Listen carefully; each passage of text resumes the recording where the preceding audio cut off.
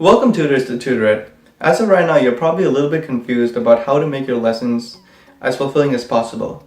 What I'm going to go over today is some techniques and some stuff that we've developed here at Tutorette to make your lessons as fulfilling as possible for you and as amazing as possible for the student.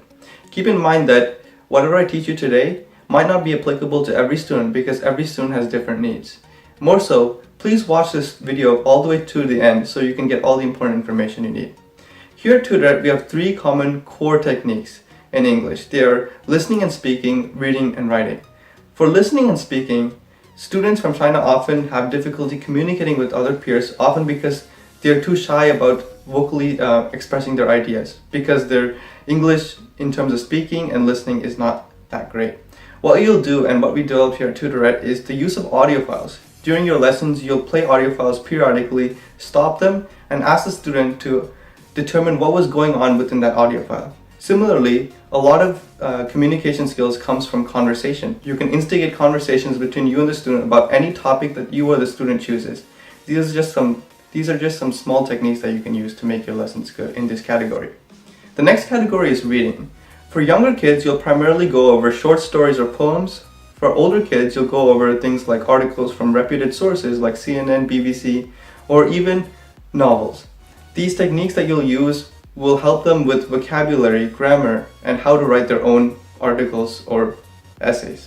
The last component is writing. So for writing, what you'll do is a lot of students in China wish to come to America because our secondary education is sought after throughout the world. What you'll be going over is some essay writing techniques and some college essay writing techniques. If you're not familiar with these things, don't worry about it. You can always learn a little bit by yourself, or you can tell a student that you don't know that much and you can go to a different essay topic. Keep in mind that whatever you teach your student, you can include stuff that you've already done. For example, if you've done an essay in your school, you can use that and teach a student. So these are just the three common core techniques. We'll switch over to the screen recording and I'll teach you how to use these techniques in conjunction in a video call to make it as appealing to the student as possible. So students, in this video I'm going to briefly introduce you to Zoom, the video conferencing service you'll be using for your tutoring lessons, and how to use it in conjunction with your actual course materials to most effectively teach your student. So what I'm going to do right now is I'm just going to go and open up Zoom. It's a pretty straightforward application, but some people have difficulty just sending out the actual invite to the student. So once I open it up, I always want to join audio. So if you're not joined, just go ahead and click the audio sign, which is here, and invite. So I'll put in the email of my student or my student's parent, and it'll automatically send them a meeting ID like this. So you won't need to have to manually scan in a meeting ID and send that to them. It's all incorporated in the email. Now what you want to do is, once you have Zoom opened up, you always want to share your screen so that the student can see what's going on your screen, and it'll give them a visual display of what's going on. So let's say we're reading an essay. Right here, it's sibling success, and the student suddenly doesn't know what the second word of that actual essay is, and it's vividly. What you can do is you can open up a Word document right here and write down the word and its definition right away. This gives the student a visual display and allows them to take notes on whatever the stuff that you're teaching them in the lesson. It'll help them a lot in the future. So make sure you always share your screen and do that.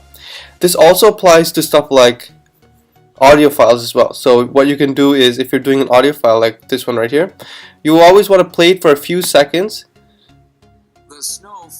and then stop for after like maybe 25 to 30 seconds depending on your students' needs, and then going on and then asking them questions in the Word document. It's always good to give them that visual display so that they can listen, stop, and do this stuff. So make sure whatever you're doing, you're controlling it on your desktop and the student can see it from their video. And after the lesson is done, I'm sure it's pretty straightforward. You just go down to the Zoom meeting and you can just immediately end the meeting once the call is over. So I'll just do that right now.